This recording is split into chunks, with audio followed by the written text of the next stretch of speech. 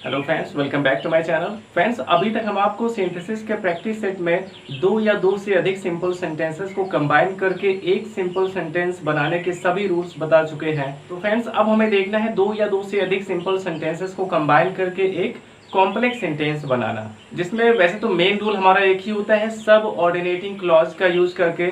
और वैसे सब ऑर्डिनेटिंग क्लॉज थ्री टाइप्स के होते हैं, नाउन क्लॉज, एडजेक्टिव क्लॉज और एडवर्ब क्लॉज। इसलिए कॉम्प्लेक्स सेंटेंस में हमारा तीन रूल हो जाता है, एक नाउन क्लॉज का यूज करके, एक एडजेक्टिव क्लॉज का यूज करके और तीसरा एडवर्ब क्लॉज का यूज करके। तो आज हम आपको ये नाउन क्लॉज का यूज करना बताने वाले हैं। तो फ्रेंड्स, सबसे पहले हम देख लेते हैं कि ये कॉम्प्लेक्स सेंटेंस होता क्या है। ये चीज समझना हमारे लिए बहुत ही जरूरी है, क्योंकि फ्रेंड्स हम रूल्स तो सभी पढ़ लेते हैं, बट एग्जाम में जब क्वेश्चन आते हैं तो हम उसको कंबाइन तो कर ले जाते हैं, बट हम खुद नहीं समझ पाते हैं कि इसको हमने कॉम्प्लेक्स में कंबाइन किया या फिर कंपाउंड में कंबाइन किया या फिर एक सिंपल सेंटेंस बनाया। तो इसलिए इन तीनों का पहचान जानना बहुत ही जरूरी है। जैसा कि हमने सिंपल सेंटेंस का पहचान आपको बताया है कि सिंपल सेंटेंस में एक फ्रेज और एक क्लॉज होता है, यानी कि उसमें एक ही फाइनाइट वर्ब होते हैं। बट जो कॉम्प्लेक्स सेंटेंस होता है, कॉम्प्लेक्स सेंटेंस एक प्रिंसिपल क्लॉज और एक सब ऑर्डिनेटिंग क्लॉज को मिला के बनता है। इसमें क्या क्या होना चाहिए? एक प्रिंसिपल क्लॉज होना चाहिए और एक सब ऑर्डिनेटिंग क्लॉज होना चाहिए, यानी कि इसमें दो दो क्लॉज रहेंगे। एक हमारा प्रिंसिपल क्लॉज होगा। प्रिंसिपल क्लॉज किसको कहते हैं? जो होता है इंडिपेंडेंट क्लॉज, यानी कि जो बिल्कुल आजाद होता है, जिसका पूरा पूरा मतलब निकलता है। और सब ऑर्डिनेटिंग क्लॉज को हम कह सकते हैं डिपेंडेंट क्लॉज। इसको हम इस तरह से भी बोल सकते हैं, डिपेंडेंट क्लॉज और इंडिपेंडेंट क्लॉज। तो इसमें ये दो क्लॉज होते हैं। तो फ्रेंड्स, इसमें जाहिर सी बात है कि जब भी हमें किसी भी दो सेंटेंस को एक कॉम्प्लेक्स सेंटेंस में कंबाइन करना होगा, तो हमें क्या करना है? एक हमें इंडिपेंडेंट क्लॉज बनाना है, यानी कि एक प्रिंसिपल क्लॉज उसमें रहेगा, और एक क्लॉज को हमें बना देना है डिपेंडेंट क्लॉज। दूसरे क्लॉज को हमें बना देना है एक डिपेंडेंट क्लॉज, यानी कि सब ऑर्डिनेटिंग क्लॉज। और सब ऑर्डिनेटिंग क्लॉज थ्री टाइप्स के होते हैं। एक होता है नाउन क्लॉज, एक होता है adjective clause, noun clause, adjective clause, और एक होता है एडवर्ब क्लॉज।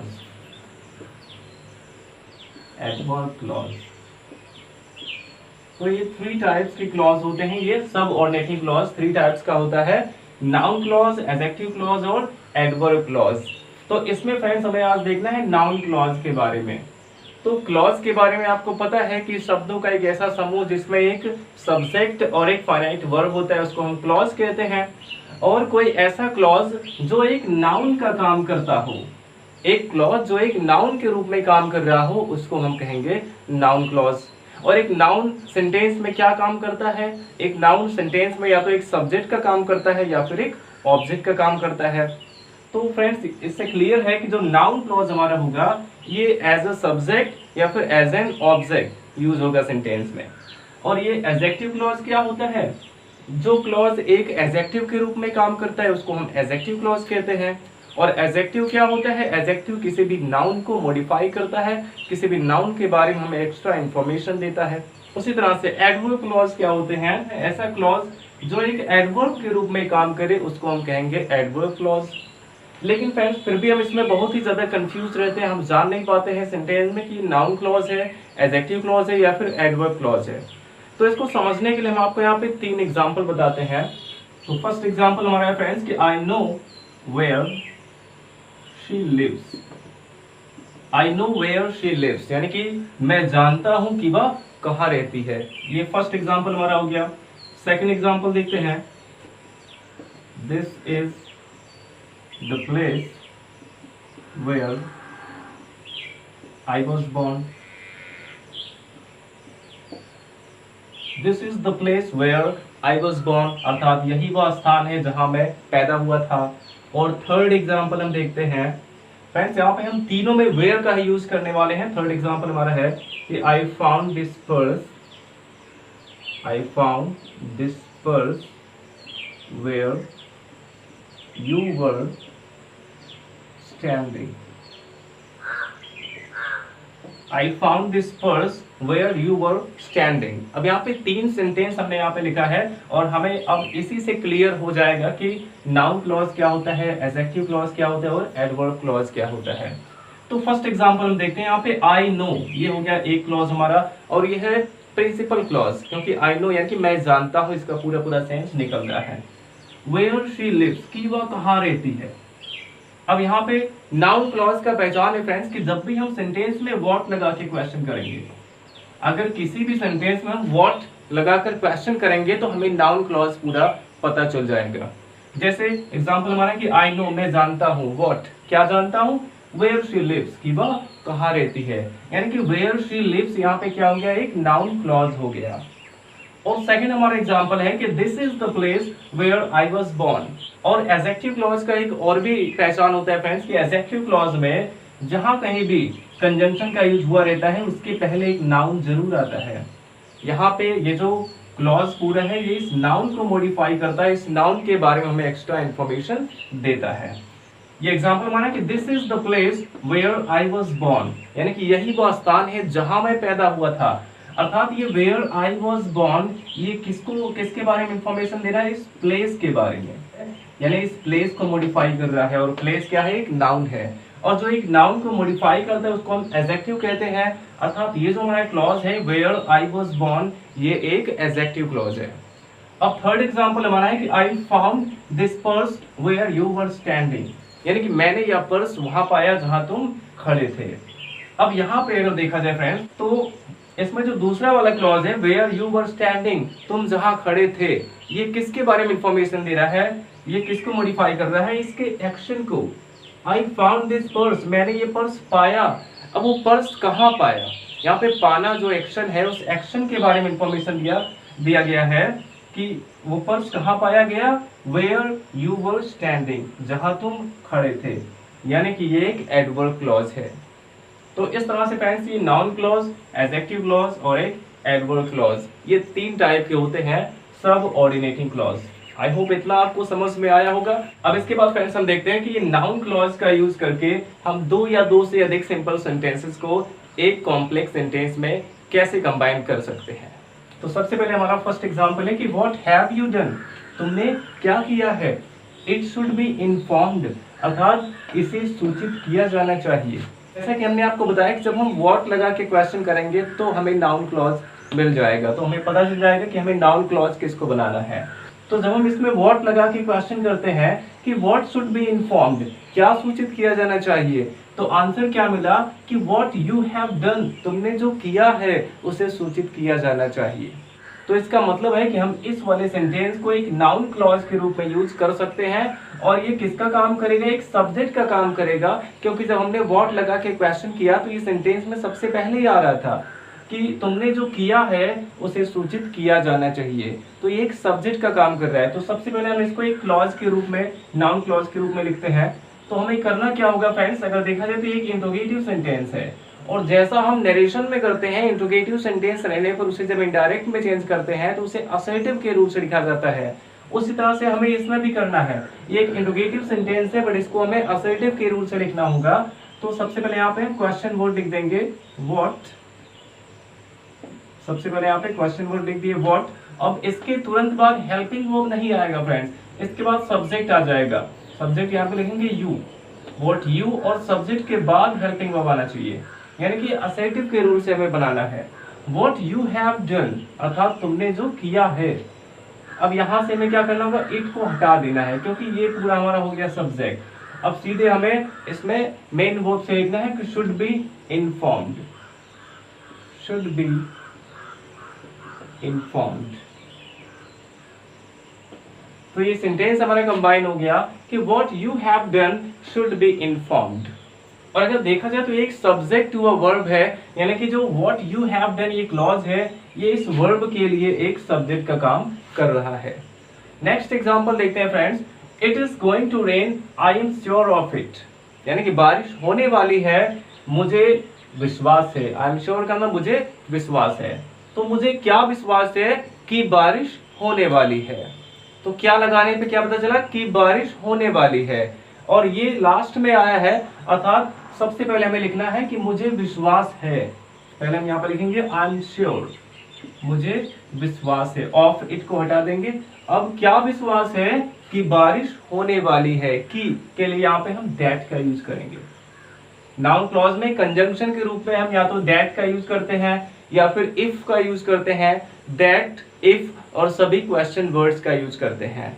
तो इस तरह से हम याद रख सकते हैं कि नाउन क्लॉज में कंजंक्शन के रूप में हम दैट का यूज करते हैं, इफ का यूज करते हैं और सभी क्वेश्चन वर्ड्स का यूज करते हैं। जैसे यहाँ पे व्हाट का यूज किया गया कंजंक्शन के रूप में और यहाँ पे दैट का यूज किया गया क्योंकि ये सेंटेंस हमारा असर्टिव है।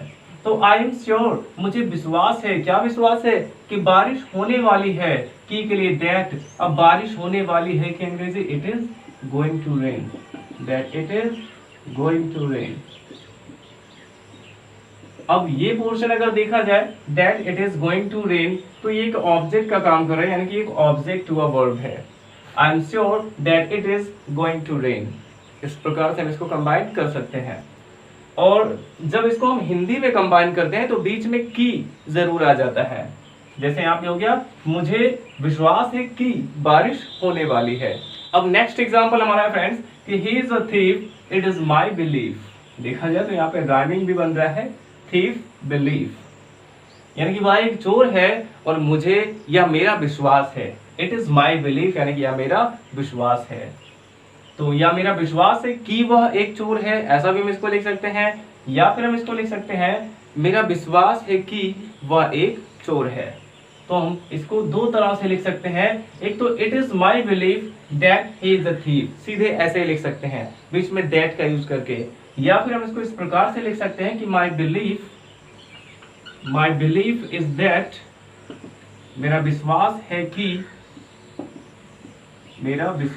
कि वह एक चोर है। ऐसा हम लिख सकते हैं कि my belief is that he is a thief. अब यहाँ पे अगर देखा जाए that he is a thief, ये किसका काम कर रहा है? तो यहाँ पे ये क्लॉज एक लिंकिंग वर्ब के साथ आया हुआ है, अर्थात ये कॉम्प्लीमेंट का काम कर रहा है। तो ये कॉम्प्लीमेंट टू अ वर्ब है। नेक्स्ट एग्जांपल देखते हैं। He is a great warrior, वह एक महान योद्धा है। This fact can not be denied, यानी कि सच्चाई से इनकार नहीं किया जा सकता है। तो हम इसको जब कंबाइन करते हैं तो क्या हो जाएगा कि इस सच्चाई से इनकार नहीं किया जा सकता है कि वह एक महान योद्धा है। या तो हम ऐसा इसको लिख सकते हैं कि this fact can not be denied that he is a great warrior. ऐसा एकदम सिंपल तरीके से हम लिख सकते हैं। या फिर हम इसको ऐसे लिख सकते हैं कि दिस फैक्ट, यह सच्चाई, दिस फैक्ट कि वह एक महान योद्धा है, that he is a great warrior, अब इसके बाद कैन नॉट बी डिनाइड, यहां से हम लिख सकते हैं कैन नॉट बी डिनाइड। तो ये सेंटेंस हमारा कंबाइन हो गया कि this fact that he is a great warrior can not be denied, या सच्चाई कि वह एक महान योद्धा है, इससे इनकार नहीं किया जा सकता है। नेक्स्ट एग्जांपल देखते हैं। He is intelligent, वह बुद्धिमान है।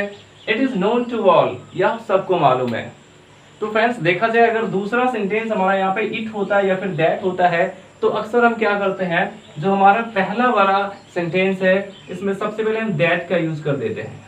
सबसे पहले दैट का यूज करके ये पहला सेंटेंस लिख लेंगे, दैट ही इज इंटेलिजेंट, कि वह बुद्धिमान है। सबसे पहले इसको हम लिख लेंगे दैट ही इज इंटेलिजेंट, कि वह बुद्धिमान है, सबको मालूम है। अब यहाँ पे हम क्या करेंगे, इट या दैट जो भी आया होगा उसको हटा देंगे और सीधे वर्ब से हम लिखेंगे is known to all, is known to all. तो क्या सबको मालूम है कि वह बुद्धिमान है, यानी कि दैट ही इज इंटेलिजेंट, ये हमारा एक नाउन क्लॉज है। That he is intelligent is known to all. इस प्रकार से इन सभी को हम कंबाइन करेंगे। आई होप आपको समझ में आया होगा। इसके बाद अभी हम कुछ और भी एग्जांपल्स देख लेते हैं। Where have you put my shoes, यानी कि तुमने मेरे जूते कहाँ रखे हैं। टेल मी, मुझे बताओ। तो मुझे क्या बताओ कि तुमने मेरे जूते कहाँ रखे हैं। तो कि तुमने मेरे जूते कहाँ रखे हैं, ये हो जाएगा पूरा हमारा नाउन क्लॉज, और मुझे बताओ ये हो जाएगा प्रिंसिपल क्लॉज। तो सबसे पहले हम यहाँ पे लिखते हैं कि टेल मी, मुझे बताओ। अब क्या बताओ, वेयर, टेल मी वेयर। अब यहाँ पे वेयर का मतलब है कि कहाँ। अब ये जो सेंटेंस हमारा इंट्रोगेटिव का है, इसे हमें असर्टिव के रूल से लिखना होगा। यू पहले आ जाएगा और हैव उसके बाद आ जाएगा। तो यहाँ पे हो जाएगा tell me where you have put my shoes, you have put my shoes. यहाँ पे हमें क्या करना है, जो हमारा इंट्रोगेटिव सेंटेंस है उसको असर्टिव सेंटेंस के रूल से बनाना है। तो सेंटेंस हमारा कंबाइन हो गया कि tell me where you have put my shoes. Next example देखते हैं। He said something, उसने कुछ कहा था। I did not hear it, और मैं उसे नहीं सुना था। तो फ्रेंड्स, अगर हम क्वेश्चन करते हैं कि मैंने क्या नहीं सुना था, तो आंसर क्या मिलेगा कि उसने क्या कहा था। तो कि उसने क्या कहा था, ये हमारा हो जाएगा नाउन क्लॉज, और ये हमारा है principal clause. I did not hear, इसको हम सबसे पहले यहाँ पे लिख लेते हैं। I did not hear, I did not hear, मैंने नहीं सुना था। अब उसने क्या कहा था, कि उसने क्या कहा था, तो इसके लिए हम यहाँ पे what का यूज कर देंगे। what का मतलब हो गया कि क्या। अब उसने कहा था अर्थात he said, इसको हम ऐसे लिख देंगे what he said। तो सेंटेंस हमारा कंबाइन हो गया, I did not hear what he said। Next example है, you will get the first prize, तुम्हें फर्स्ट प्राइज मिलेगा। We expect so, अर्थात हमें यह उम्मीद है। तो हमें उम्मीद है, क्या क्या उम्मीद है कि तुम्हें फर्स्ट प्राइज मिलेगा। तो सबसे पहले हम यहाँ पे लिखेंगे हमें उम्मीद है, यानी कि जो हमारा इसका प्रिंसिपल क्लॉज है वी एक्सपेक्ट, इसको हम पहले लिख देते हैं वी एक्सपेक्ट, हमें उम्मीद है। अब क्या उम्मीद है कि फर्स्ट प्राइज तुम्हें ही मिलेगा। तो की के लिए यहाँ पे हम दैट का यूज करेंगे, क्योंकि एक असर्टिव सेंटेंस है तो दैट लगाना पड़ेगा। अब you will get the first prize, ये हमें ऐसे यहाँ पे लिख लेना है that you will get the first prize. इसमें से हमें सो को हटा देना है। ये सेंटेंस हमारा कंबाइन हो गया कि we expect that you will get the first prize. अब नेक्स्ट एग्जांपल देखते हैं। गोविंद हैज डाइड, गोविंद मर गया है। द रूमर इज रॉन्ग, या अफवाह गलत है। तो हम इसको कैसे बना सकते हैं, या तो सीधे हम इसको ऐसे लिख सकते हैं the rumour is wrong that Govind has died. But इसको और ज्यादा इंप्रेसिव अगर हम बनाना चाहते हैं तो क्या होगा कि द रूमर, सबसे पहले यहाँ पे हम लिखते हैं द रूमर कि गोविंद मर चुका है, या अफवाह कि गोविंद मर चुका है। तो यहाँ पे हम दैट का यूज करेंगे की के लिए। Govind has died, the rumour that Govind has died. अब इसके बाद हम लिख सकते हैं कि इज रॉन्ग। तो हमारा सेंटेंस ये कंबाइन हो गया कि the rumour that Govind has died is wrong, या अफवाह कि गोविंद मर चुका है गलत है।